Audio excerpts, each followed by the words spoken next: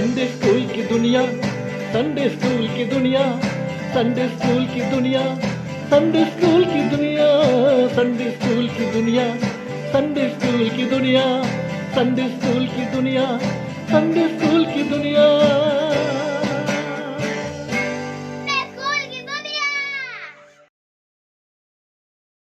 Hello बच्चों, Sunday school की दुनिया में आप सभी का स्वागत है।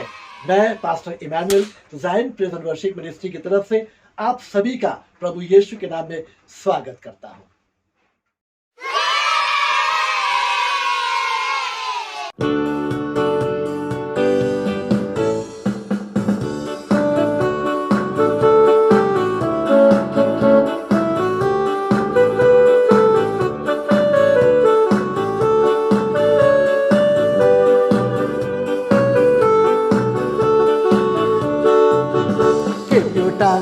From evil, keep your tongue. Keep your tongue. From evil, keep your tongue. And your lips from speaking lies. Keep your tongue. From evil, keep your tongue. Keep your tongue. From evil, keep your tongue. Keep your tongue. From evil, keep your tongue. And your lips from speaking lies. Keep your tongue. From evil, keep your tongue.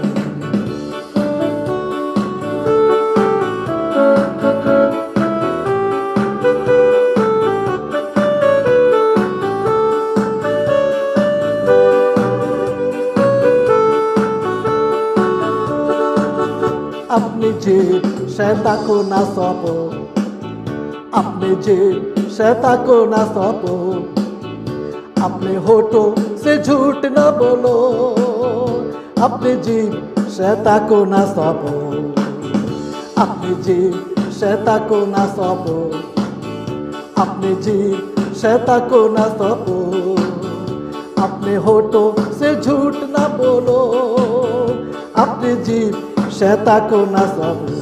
Keep your tongue, keep your tongue, from evil keep your tongue, keep your tongue, from evil keep your tongue, and your lips from speaking lies. Keep your tongue, from evil keep your tongue.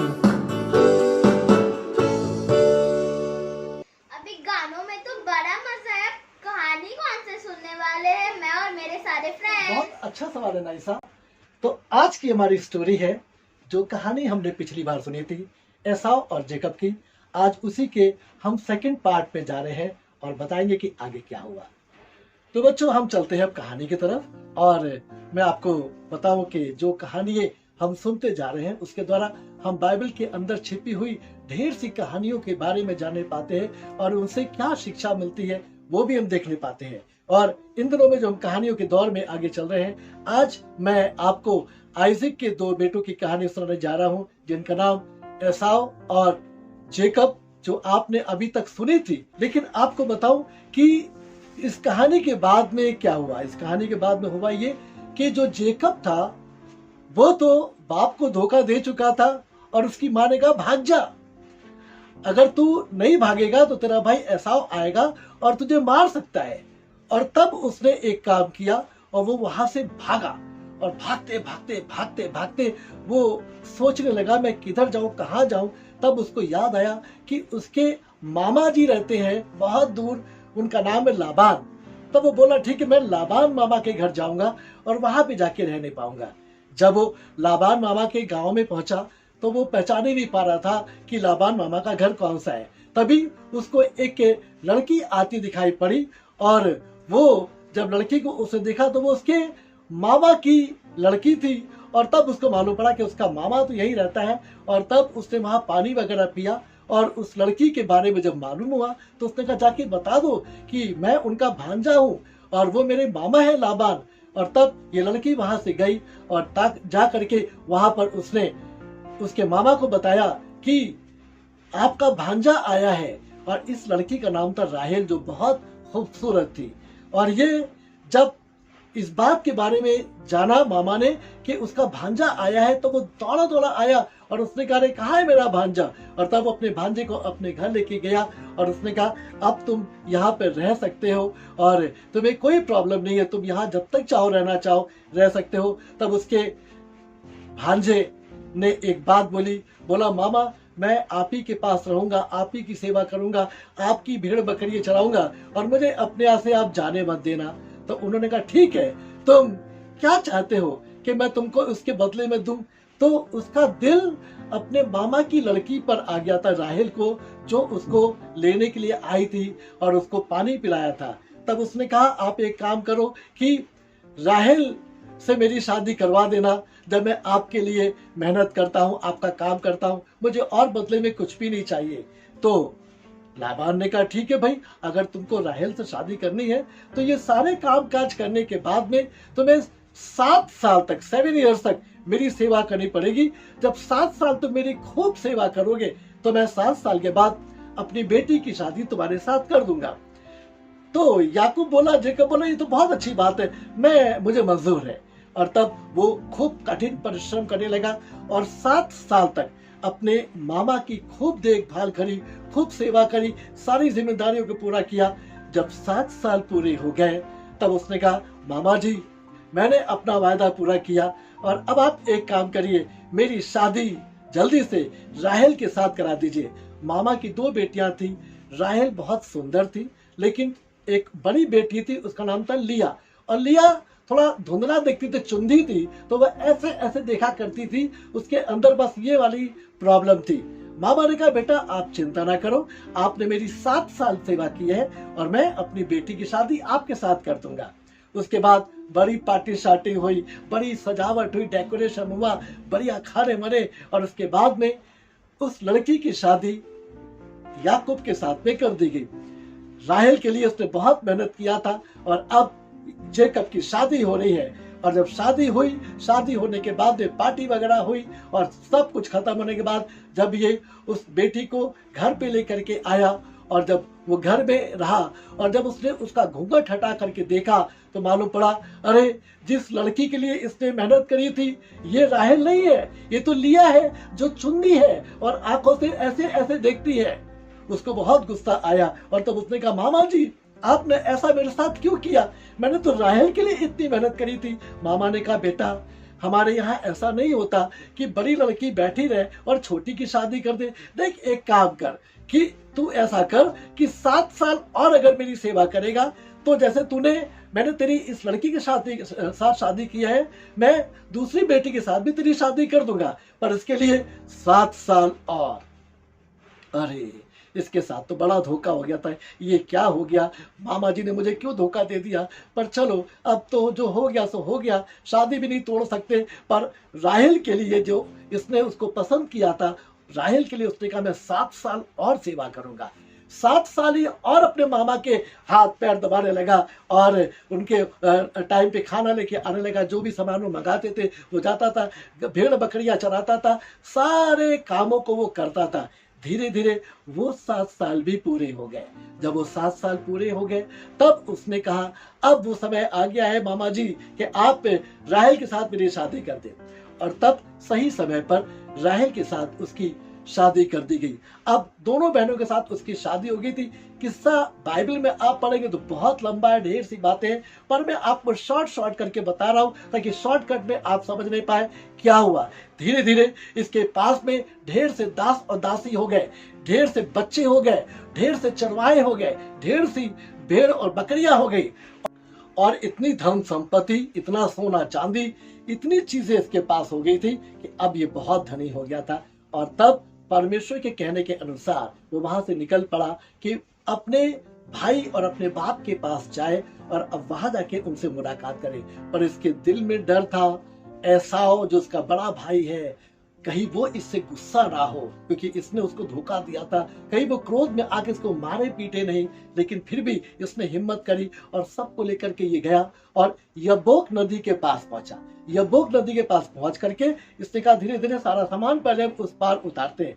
सारा सामान अपने बीवियों को, अपने बच्चों को, नौकर चाकर सब चीजों को पहले उस नदी के उस पार उतार दिया। और जब उतार दिया उसके बाद में जब इसका नंबर आया, जब ये आगे बढ़ा तो परमेश्वर का दूत आ गया और वो आके इसके साथ कुश्ती लड़ने लगा।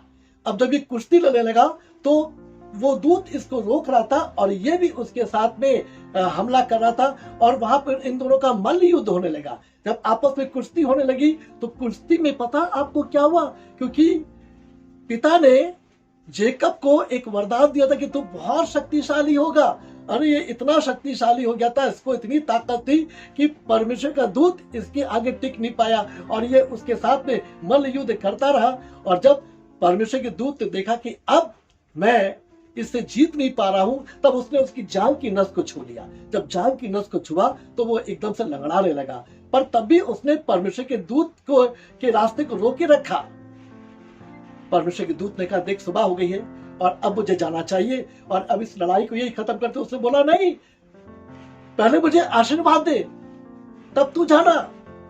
तब परमेश्वर के दूत ने कहा, एक बात बता, तेरा नाम क्या है? याकूब ने कहा, जेकब ने कहा, मेरा नाम है जेकब।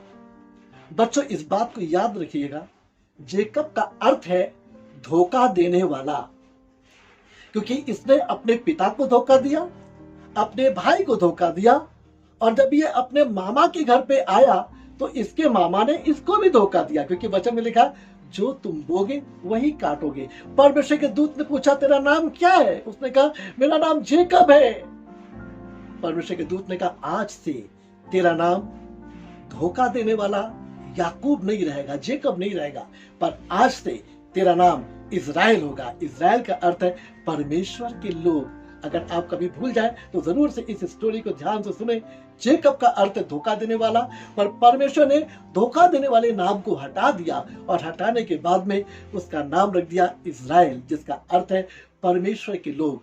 और जब उसका नाम बदल गया उसके बाद फिर उसको जाने दिया और तब वो नदी के उस पार गया और उसने अपने सब लोगों को जमा करके, डर रहा था कि एसाव के बारे में सुना। जब एसाव के बाद उसने अपने संदेश वाहक को भेजा तो वहां पर जब उसके दूत लोग गए और जाके बताया कि आपका भाई मिलने आ रहा है, तो वो भी 300-400 जवानों के साथ दौड़ता हुआ आ रहा था मिलने के लिए, पर ये डर रहा था कि अरे मेरा भाई कहीं मुझसे बदला ना ले ले।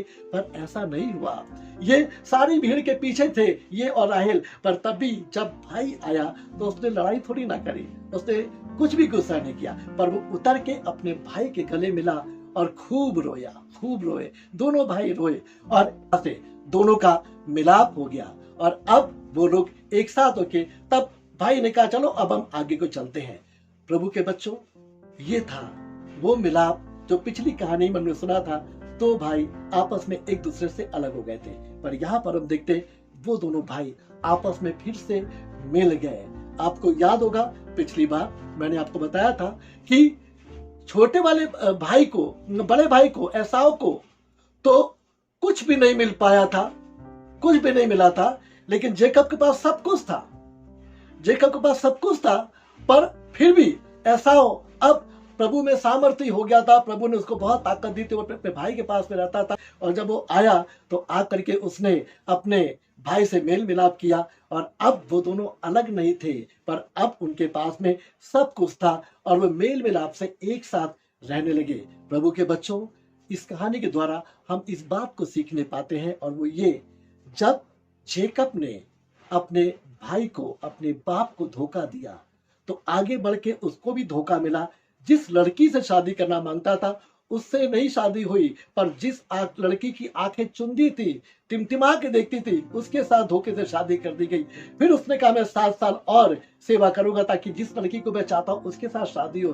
तब 7 साल और उसने सेवा करी अपने मामा लाबान की, तब जाके उस लड़की से शादी हुई। आप देख सकते हैं, धोखा दिया था तो धोखा मिला, पर अब एक समय ऐसा आया जब परमेश्वर ने कहा, अब से तेरा नाम जेकब नहीं रहेगा, क्योंकि जेकब का अर्थ धोखा देने वाला, पर अब से परमेश्वर तुझे अपना बनाना चाहता है, यानी तेरा नाम होगा इज़राइल, और इज़राइल का अर्थ है परमेश्वर के लोग। प्रभु के बच्चों, इस कहानी के द्वारा हम इस बात को सीखने पाते हैं कि अगर मैं और आप अपने स्वभाव से, अपने चाल चलन से अगर गलत है, बुरे हैं या बुरे काम करते हैं या छोटे मोटे अपराध या पाप करते हैं, परमेश्वर हमारे पापी जीवन को बिल्कुल पसंद नहीं करता। वो नहीं चाहता कि हम धोखा देने वाले बने, वो नहीं चाहता कि हम बुरे बने, वो नहीं चाहता कि हम लालच करने वाले बने, वो नहीं चाहता कि हम लड़ाई करने वाले बने, पर वो चाहता है हम ऐसे बच्चे बने जो परमेश्वर के अपने बच्चे कहलाए। वचन में लिखा ना, छोटे बच्चों को मेरे पास आने दो, उन्हें मना मत करो, क्योंकि ईश्वर का राज ऐसो ही का है।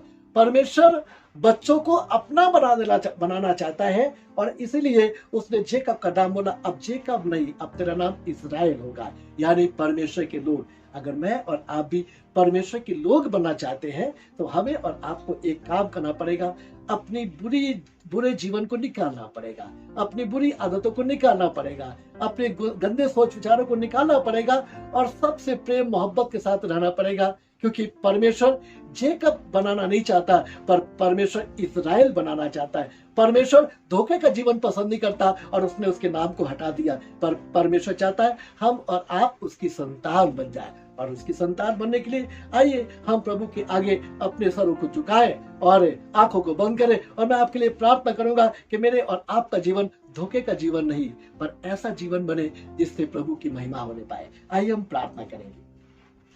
प्यारे प्रभु जी, हम आपका धन्यवाद देते हैं इस कहानी के लिए प्रभु, जिसके द्वारा हमने इस बात को सीखा। इन दोनों भाइयों का पिछली कहानी में अलगाव हो गया था, पर इस कहानी में प्रभु आपने इन दोनों भाइयों को वापस एक कर दिया। हाँ प्रभु, हम जब अपने जीवन से अच्छा करते हैं तो अच्छा काटते हैं, और प्रभु अगर हम बुराई करते हैं तो प्रभु बुराई की फसल काटने पाते हैं। पर आज प्रभु हमने इस बात को सीखा, आप बुरे जीवन को, बुरे चरित्र को नहीं चाहते, आप धोखे वाले जीवन को नहीं चाहते, और इसलिए प्रभु आपने जिस प्रकार से जेकब के नाम को बदल के इस्राएल रख दिया, जिसका अर्थ है परमेश्वर के लोग। हाँ प्रभु, हम यहाँ पर भी उन सभी बच्चों के लिए प्रार्थना करते प्रभु जो जाने अनजाने में कुछ भी गलतियां करते हो, हम चाहते प्रभु इनके जीवनों को परिवर्तित कर दीजिए, ताकि ये प्रभु आपके बच्चे बन जाए और अपने जीवन से आपकी महिमा करने पाए, अपने होठों से झूठ ना बोले, अपनी जबान को कंट्रोल में करने पाए, शैतान को ना दे। और प्रभु हम प्रार्थना करते इनके जीवन से आपके नाम की बड़ी महिमा होने पाए, और ये कहने पाए आज और कल और सर्वदा तक यीशु एक सा है, हम बदलते वो ना कभी, उसके नाम की जय। हाँ प्रभु, हम भी कभी ना बदले, पर हम ऐसे परिवर्तित हो जाए एक बार में कि हम तेरी संतान बने और आपके बच्चे कहलाने पाए। प्रभु हमारे जीवन से आपकी महिमा हो। इन सभी बच्चों को और सभी बड़ों को बड़ी आशीष दीजिए, प्रभु यीशु मसीह के नाम से मांगते हैं, आमीन आमीन आमीन। मैं प्रभु का धन्यवाद करता हूँ कि आप ज़ायन प्रिजन वर्शिप मिनिस्ट्री की तरफ से इस संडे स्कूल के प्रोग्राम को देखते हैं, और मैं चाहता हूं कि अगर आपको ये प्रोग्राम बहुत अच्छा लगता है तो आप लाइक करें, शेयर करें और कमेंट्स जरूर करें, ताकि मुझे मालूम पड़े कि आपको ये प्रोग्राम अच्छा लगता है। और अगर आपने सब्सक्राइब नहीं किया है, पहली बार देख रहे तो आप सब्सक्राइब करना ना भूलें। प्रभु आपको बहुत बहुत आशीष दे। God bless you all.